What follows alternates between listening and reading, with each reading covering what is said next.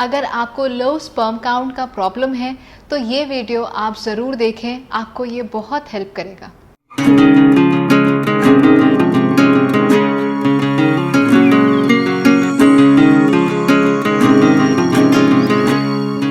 नमस्कार, आज हम बात करेंगे कि how to improve low sperm counts.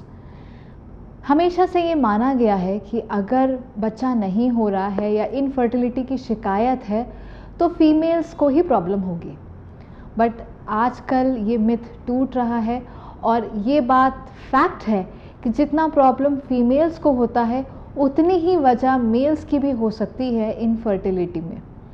तो मेल्स में अगर आप कंसीव नहीं कर पा रहे हैं, 1 साल हो गया है आपको ट्राई करते हुए और कंसीव नहीं कर पा रहे हैं, तो आपके डॉक्टर आपको सीमेन एनालिसिस का टेस्ट करने को बोलेंगे। ये टेस्ट बेसिकली आपका सीमेन को टेस्ट करता है। ये टेस्ट बहुत ही ध्यानपूर्वक ही करना चाहिए। इसको कैसे किया जाता है?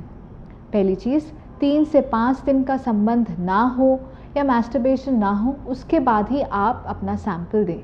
ये सैंपल प्रेफरेबली लैब में ही जाके दें, जिससे कि ट्रांसपोर्टेशन में ना टेम्परेचर की वजह से ना समय की वजह से स्पर्म्स खराब हो।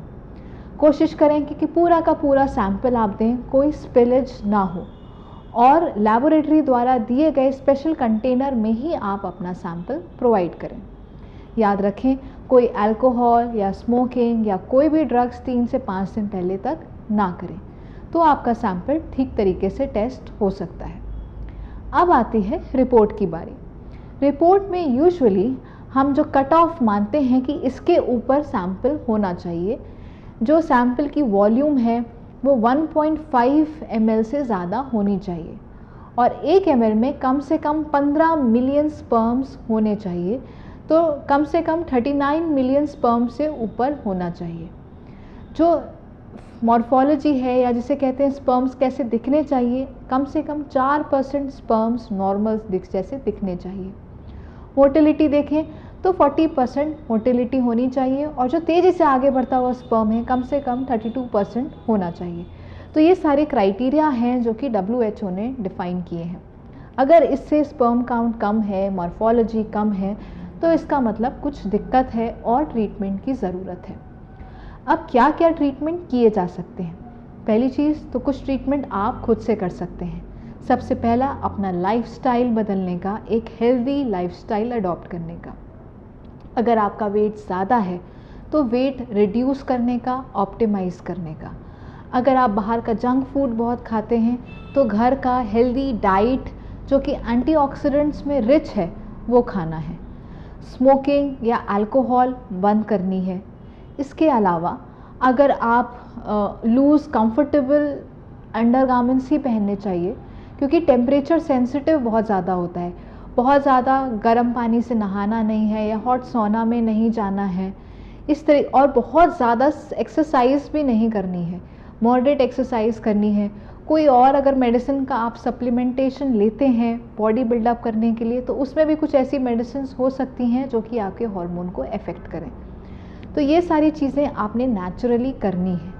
उसके अलावा आपके डॉक्टर आपको कुछ मेडिसिन्स प्रिस्क्राइब कर सकते हैं, जैसे कि टेस्टोस्टेरोन या फिर कुछ और भी मेडिसिन्स आती हैं। इसके अलावा कुछ सप्लीमेंट्स भी आपको दिए जा सकते हैं जो कि एंटीऑक्सीडेंट से भरपूर होते हैं और उससे आपका स्पर्म काउंट इम्प्रूव हो सकता है उसको धीरे धीरे कंज्यूम करने में। याद रखें, अगर आपका स्पर्म काउंट लो आया है तो परेशान ना हो, या एकदम भी ज़ीरो आया है तो इसका मोस्ट कॉमन कारण ये होता है कि आपका टेस्ट ठीक से नहीं हुआ है, रादर दैन कि आपके अंदर कोई प्रॉब्लम है। तो ज़्यादातर आपका डॉक्टर दोबारा से या तिबारा से टेस्ट करा के कंफर्म करेंगे कि असली में स्पर्म काउंट कम है भी कि नहीं। बहुत सारी प्रॉब्लम हैं जो कि ट्रीट भी की जा सकती हैं।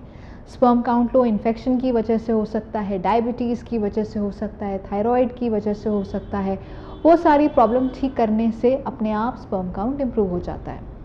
फिर स्पर्म अच्छे से बन रहा है पर कहीं रास्ते में कहीं ब्लॉक है जिसकी वजह से स्पर्म बाहर नहीं रिलीज़ हो पा रहा है, तो वो ब्लॉक ठीक करने से भी आप दोबारा से कंसीव कर सकते हैं।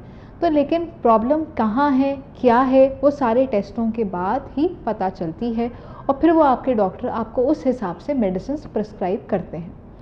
इसके बावजूद अगर लगता है कि स्पर्म काउंट बहुत ही कम है तो आपको और भी तरीके सजेस्ट किए जा सकते हैं, जैसे IUI के या इवन IVF के। लो स्पर्म काउंट का मतलब ये नहीं है कि आप कंसीव ही नहीं कर सकते। ये ज़रूर है कि हो सकता है आपको टाइम ज़्यादा लगे या आपको साइंस की या आर्टिफिशियल तरीक़ों की ज़रूरत पड़ सकती है। अगर आपका कोई भी सवाल हो तो आप हमसे ज़रूर पूछें और हमारे चैनल को प्लीज़ लाइक और सब्सक्राइब करें। थैंक यू और धन्यवाद।